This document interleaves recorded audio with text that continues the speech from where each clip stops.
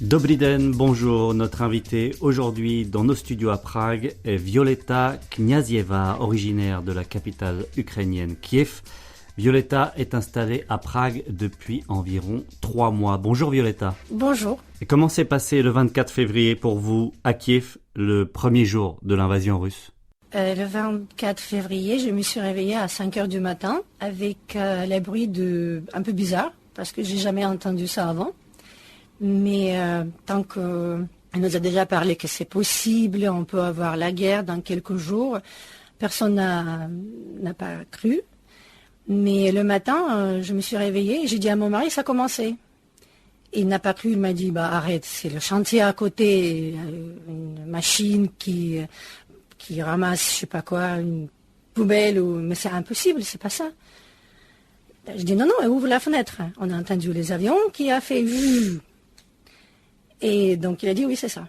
Donc tout ce que j'ai pris, c'est mon mari, ma fille et mon chat. Heureusement... Immédiatement. Heureusement, mon mari est un peu plus prudent que moi. Il a préparé les documents et quelques argents qu'on avait à liquide. On a mis tout en sac. Donc, ma fille, elle est partie même avec pyjama. Juste, elle a mis des pantalons sur elle. Quel âge a votre fille? 12. Elle a 12 ans. Et on est parti. Ça prend peut-être 5 minutes pour aller à parking, pour récupérer la voiture. Comme ça, on est parti tout de suite. Vers où? On est parti vers Carpates. Pensez que là-bas, peut-être c'est un peu plus loin et c'est à côté de la frontière. Il ne va pas toucher, je pense comme tout le monde. Beaucoup de gens qui sont partis exactement à ce côté de l'Ukraine. Donc vers la frontière hongroise, à l'ouest, au sud-ouest de l'Ukraine. Oui, plutôt là-bas. Parce que ma mère, elle est née là-bas. Donc j'avais la maison de ma grand-mère et on est parti là-bas. Et vous êtes resté combien de temps? Juste quelques jours parce que après ils ont commencé à bombarder Lviv, Ivano-Frankivsk.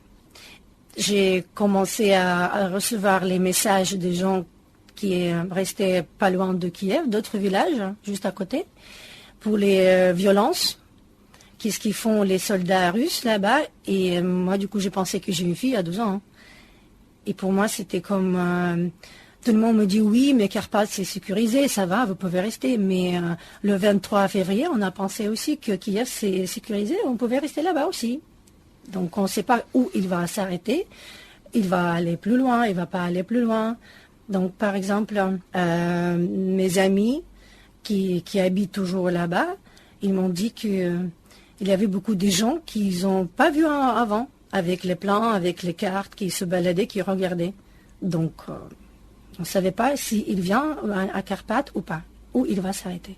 Donc quand est-ce que vous prenez la décision de partir? Dès que j'ai entendu les premières scènes, même à Carpates, j'ai compris que même là, c'est pas bien pour moi. Je peux pas rester là et attendre chaque jour que peut-être ça va venir ici aussi. On arrive donc au tout début du mois de mars? Oui, c'était... Je suis venue, je pense, 3 mars. Je me souviens pas trop la date parce que mon chemin, c'était trop difficile pour venir ici. Donc je pense que oui, c'était début mars. Alors, seulement votre fille et vous? Et ma mère. Avec votre mère? Avec ma mère. Mais votre mari, évidemment, n'a pas pu quitter le pays? Non. Comment vous passez par où à ce moment-là? On a pris la décision pour partir la frontière plus facile. Donc, j'ai entendu que la frontière avec la Pologne, c'est hyper chargé, que ça prend 2 jours. Donc, on est parti la frontière... pensais partir de la frontière avec la Slovaquie, mais quand j'ai passé juste à côté de la frontière avec Roumanie, et j'ai vu qu'il n'y a pas beaucoup de monde, donc j'ai passé dans 2 heures, je pense, pas plus. Donc vous êtes, vous, votre maman et votre fille en voiture? Oui. Vous traversez là, vous arrivez en Roumanie, qu'est-ce qui se passe après? On est traversé la Roumanie, et il faut passer encore la frontière avec Schengen. Donc on est essayé avec première frontière avec Hongrie, mais il nous a retourné, il a dit trop du monde, impossible. Vous pouvez passer par une autre frontière, un peu plus loin. On est parti un peu plus loin. Non plus, c'était pas possible de passer. Et puis on a essayé avec 3e, on a attendu 9 heures et toute la nuit, mais c'était quand même, il nous a donné à boire, à manger. Et puis on a passé la frontière, après c'était Hongrie. Hongrie. Hongrie. Puis on est passé un peu parce que j'étais trop fatiguée et mes amis booké un hôtel pour moi, c'était à Slovaquie, donc on a fait un petit demi-tour pour retourner à Slovaquie, dormi 6 heures à l'hôtel, et puis à Prague. Vous êtes allé de Slovaquie à Prague directement? Oui, donc c'était un petit chemin doublon, un peu trop, sans dormir, un peu de stress, mais ça va. Et surtout après avoir laissé votre mari, je suppose que ça a été très compliqué? Normalement, il me laisse jamais conduire si longtemps. Il m'a dit oui, ça va, je m'en occupe. Mais là, maintenant, je pense que pour moi, Paris-Dakar, c'est rien. Pourquoi Prague comme destination? J'ai une copine ici, ma meilleure copine, qui habite ici déjà, je pense, 3 ans. Et elle travaille ici, il a une belle poste. Est-ce que l'attitude des Tchèques est, selon vous, liée au traumatisme de 1968? Est-ce que beaucoup de Tchèques vous ont parlé de l'invasion? Oui, c'est ça. Donc je pense que c'est pour ça, eux, ils comprennent mieux que les autres pays. Beaucoup mieux. Ils ne posent pas beaucoup de questions, ils comprennent nos sentiments, comment on se sent. Et merci encore pour ça. Comment ça s'est passé pour trouver un logement? Je suppose que vous avez d'abord habité chez votre ami? Oui, mais je ne peux pas dire tous les détails parce que je ne connais pas. Son mari a trouvé les volontaires. Les volontaires? Les volontaires qui nous a offert 1 mois à l'hôtel. Donc on était à l'hôtel 1 mois. Après, ses collègues qui nous a offert, c'est plutôt maison d'été, qui nous a offert pour vivre là-bas. C'était Prague 10, même c'est Petrovice. C'était super. Vous savez, nous, on avait où dormir, pas chercher le logement. C'était génial parce que je connais des amis ici qui cherchent. Et en plus, j'ai compris que je ne peux pas abuser quand même et rester longtemps. Donc, j'ai commencé à chercher le logement. Mais j'ai vu que déjà beaucoup des Ukrainiens cherchent en même temps que moi. Et des fois, quand j'ai envoyé les messages avec mon numéro ukrainien ou parlais anglais, les gens n'ont même pas répondu ou ne voulaient pas. Parce que je comprends que pour les gens d'ici, c'est les Ukrainiens, ils n'ont pas de l'argent, ils ne vont pas payer, ou bien ils vont partir dans 2 mois, donc il faut... Je comprends. Et c'était très, très, très difficile de trouver un logement. Mais j'ai réussi. Vous avez réussi? Oui. Comment ça se passe pour votre fille de 12 ans? Vous avez réussi à la scolariser? Oui, heureusement. On a trouvé une école là où on a habité, à Prague 10, à Petrovice. Mais je peux vous dire que je remerciais vraiment à tous les Tchèques, à tous les gens de Prague, parce qu'elle était acceptée énormément à l'école. Je peux dire qu'elle adore l'école. Elle a beaucoup des amis là-bas. Parce que la prof adorable, les enfants adorables, elle les invite partout. Elle était déjà invitée 2 fois pour l'anniversaire. Pour elle, c'est « Ouais, elle m'accepte ». Et en 3 mois, elle parle tchèque, je suppose, déjà? Je peux dire qu'elle parle. Oui, et déjà, elle répond aux questions, même pour les maîtresses, elle pose des questions, elle répond. Et là, elle m'apprend, elle me fait, maman, c'est pas comme ça. Tu dis pas, dis correctement. Je dis, excusez-moi, j'apprends même pas, j'ai pas le temps. J'aimerais bien, je veux vraiment apprendre, mais à ce moment, dans ma tête, c'est un petit, je peux dire que c'est vraiment bordel. Il faut trouver logement, il faut l'école, changer l'école, peut-être, tout des choses en même temps. Et vous avez réussi vous-même à trouver un emploi? Oui. Dans le tourisme, c'est ce que vous faisiez avant? Oui, c'est exactement la même chose. Et mes collègues, mes associés ont envoyé les emails à tous les agences d'ici à Prague. Et j'avais 3 propositions. Comment est-ce qu'on arrive à suivre ce qui se passe au pays? Comment est-ce que vous vous informez sur la situation actuelle en Ukraine? Est-ce que c'est les réseaux sociaux? Est-ce que c'est les sites officiels d'information ukrainiens? C'est les deux. Mais plupart, c'est les gens qui restent toujours là-bas, qui nous informent, qui disent qu'est-ce qui se passe en réalité. Parce que, bien sûr, nous, on vit dans un pays beaucoup plus ouvert. C'est pas la Russie, où on ne regarde pas la télé, mais je sais que même, il ne dit pas toute la vérité, pour ne pas faire peur, on ne peut pas savoir tous les détails, la vérité, ce qui se passe. Donc c'est plutôt les réseaux sociaux et oui, les sites du gouvernement, tout ça, mais on essaye quand même diviser les informations. Comment va votre mari à l'heure actuelle, en ce début de mois de juin? Qu'est-ce qu'il fait? Il travaille toujours à distance, pas à Kiev. Parce qu'il peut travailler toujours à distance. On attend, on ne sait pas qu'est-ce que ça va se passer demain. Peur qu'il y ait une mobilisation générale, encore plus d'hommes. C'est ça que déjà j'ai peur de perdre mon mari, parce que je sais que les choses qu'on ne comprend pas, c'est pas tous les hommes peuvent être militaires, pas aller se battre. Pas tout le monde est capable de tenir l'arme et tuer quelqu'un. Est-ce que vous pouvez arriver à envisager aujourd'hui un retour un jour à une vie normale à Kiev? Pour moi, c'est un peu difficile. Une ville où tu te réveillais à 5 heures du matin avec les sons des bombes et les avions militaires, et quand tu as couru et tu sais pas, pour moi, c'est le craint plus grave, c'était de passer le pont. Parce que je savais, le cas où, parce que j'habite à côté gauche, et pour partir à Carpates ou l'Europe, il fallait traverser le pont. Et pour moi, c'était juste les secondes, j'ai calculé les secondes pour traverser le pont. Donc oui, je veux bien retourner dans mon pays, mais je veux que ça soit vraiment calme. Parce que par exemple, ma mère, elle est retournée. Ils ont demandé de retourner, elle est infirmière. À Kiev. À Kiev. Elle y est en ce moment. Oui, à Kiev. Mais c'est pas sécurisé du tout. Elle dit qu'il y a les sirènes quelques fois par jour. Elle dort au couloir parce que c'est la règle de 2 murs.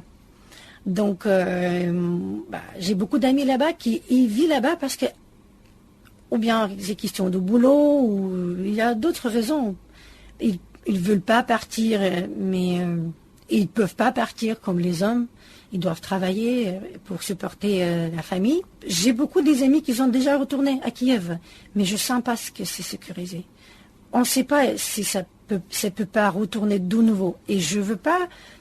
C'est pas que pour moi, mais par exemple, on habite ici déjà à peu près 3 mois, et chaque nuit, ma fille elle se réveille quand il y a les bruits d'avion. Parce qu'à Prague, c'est assez à côté. Où il y a les voitures pour ramasser les poubelles, où il y a les bus qui s'arrêtent. Et fait, maman, c'est quoi? C'est encore? Donc, j'ai du mal à expliquer que non, c'est pas ça. Je dis tout le temps, calme-toi, c'est pas ça. On a sécurité, c'est juste l'avion, c'est juste le bus, c'est quelqu'un qui frappe la porte. Et je veux plus que ma fille revive ça. Vous me le disiez hors micro, vous avez grandi dans un environnement totalement bilingue, russe et ukrainien, mais que depuis la fin février, vous essayez de parler surtout l'ukrainien. Surtout, oui, ne pas prononcer. Parce que j'étais dans mon école, dans ma famille, on a parlé russe. Et personne n'a pas dit que oui, c'est quelque chose de mauvais, tu dois pas. On a parlé, la plupart de mes amis parlaient russe. J'ai pensé à russe, j'ai rêvé à un russe. Et l'université, ok, les études officielles, c'était en ukrainien, mais on a parlé russe. Tout le monde parlait russe parce que c'était de l'époque Union soviétique. Il n'y avait pas de problème de parler russe. Mais oui, là, j'essaie d'oublier la langue de pays qui nous a agressés. L'image des responsables politiques ukrainiens, le président Volodymyr Zelensky, jouit d'une image de responsable politique qui a tenu son rang depuis l'invasion russe. Est-ce que les Ukrainiens installés ici en Tchéquie le voient du même œil? C'est un peu difficile pour répondre parce que j'étais jamais très politique. Mais par exemple, moi j'ai voté pour lui parce qu'on voulait les changements. On pensait qu'on va voir quelque chose, on va voir des changements dans notre pays, pas de corruption, Et vu l'image qu'il fait, peut-être parce qu'il est un super bon acteur, mais l'image qu'il donne est impressionnante. Vraiment, il communique au peuple. Je ne crois pas que c'est fake parce qu'on voit son visage, on voit les yeux et on voit le support. Ça, c'est vrai qu'il n'est pas parti de Kiev, il est toujours là-bas, il fait chaque jour presque, il fait des interviews, il fait les films, les vidéos par Instagram, Facebook. Et ça, quand même, c'est une super. Ça donne l'image qu'il fait son boulot. Violetta, vous travaillez dans un environnement international. Est-ce que vous vous réunissez régulièrement avec des membres de la communauté ukrainienne ici en Tchéquie, à Prague? Pas trop. J'ai des amis comme moi qui sont venus ici et c'est plutôt que ça, avec les Ukrainiennes. Là, je vois beaucoup de support des gens de partout, de différentes nationalités, de Brésiliens, de Tchèques, des Français qui m'invitent partout chez eux pour dîner, pour les concerts, pour les théâtres. C'est plutôt international. Parce que je vois que les Ukrainiens ici, quand on se réunit, on parle que de la guerre, que des choses mauvaises. Et pour ça, on essaie de sortir plutôt avec les gens d'autres. Ok, vous nous demandez toujours qu'est-ce que se passe. Mais c'est pas la même chose. On parle, oui, comment ça se passe, mais après, on essaie de vivre une vie normale. Et c'est pas oublié du tout. On ne va jamais oublier ça. Mais juste ne pas penser à ça 24 heures sur 24. Est-ce que vous arrivez à faire en sorte que votre fille n'écoute pas, ne voit pas les images de la guerre en ce moment? Elle regarde en cachette, de toute façon. Mais oui, moi je regarde assez souvent, je connais tout ce qui se passe, mais j'essaie de éviter qu'elle voie tout ça. Je la donne pas, elle n'est pas inscrite à aucun réseau social, même Instagram est là, mais elle regarde pas les nouveautés, elle regarde pas ce qui se passe, elle me demande, je la parle, et chaque matin, elle me pose la question. Alors c'est fini aujourd'hui? Violetta, y a-t-il eu, de votre expérience ici à Prague, des incidents, des altercations entre Russes et Ukrainiens ici? Pour moi, j'ai jamais vu. Mais là, je vais dire des choses, j'espère que les Russes qui habitent ici ne vont pas prendre mal, mais je vois les yeux baissés. Quand les Russes entendent la langue, ou ils voient le signe des Ukrainiens, quelque part, bracelet avec les drapeaux ukrainiens, ils voient que nous, les Ukrainiens, ils ne parlent pas russe, et ils changent la langue tout de suite, et ils ne regardent pas. Mais j'ai jamais entendu les batailles, quelque chose entre... Non, normalement, nous, on n'agresse pas, on n'est pas contre les Russes, on est contre la situation qui se passe, qu'ils font. Même les soldats russes, des fois, par exemple, ma tante, elle était pas loin de Kiev, et un soldat russe qui est venu, il a laissé partir, il a dit, je comprends, j'ai aussi ma mère qui est vieille, donc je vous laisse. Il y a les humains partout. Mais pourcentage des Russes qui ont pour ça, parce que je me suis inscrit à quelques comptes sur Instagram des Russes, c'est impressionnant qu'est-ce qu'ils me disent. Est-ce que vous avez vous-même des amis russes avec lesquels vous avez communiqué? Oui, j'avais. Là, c'est fini. Ils ont des inscrits, des abonnés, et ils communiquent plus. Parce que je suis nazi, ils me disent comme ça. Ils vous traitent de nazi? Ouais. Et ils n'ont plus accès au réseau comme Instagram, faut dire aussi. Oui, c'est bloqué, sans juste même pas. Donc on a mérité tout ce qu'on a. On a mérité. Donc les filles qui étaient violées, parce que nous on est filles faciles, donc si un soldat est venu, alors parce que nous on a permis de faire ça. C'est ce que j'ai entendu c'est pas copines proches, mais c'était mes amis en Russie qui ont dit, alors si on a ça, donc on a mérité. La perspective de vivre côte à côte est possible encore? Avec la mur. Très grand. Kilomètres en haut et de longueur. Je vois pas... Le problème, c'est que je connais beaucoup des gens, je me permets de dire normaux, qui supportent, qui comprennent qu'est-ce qui se passe. Mais le pourcentage des gens qui sont, comme j'ai dit, pour ça, c'est impressionnant. Les Russes, toujours, nous ont pris comme des petits frères, des petits, jamais respectent, jamais du tout la respectent. Donc, je ne crois pas à amitié entre ces deux pays, deux peuples. Merci beaucoup, Violetta. Merci à vous.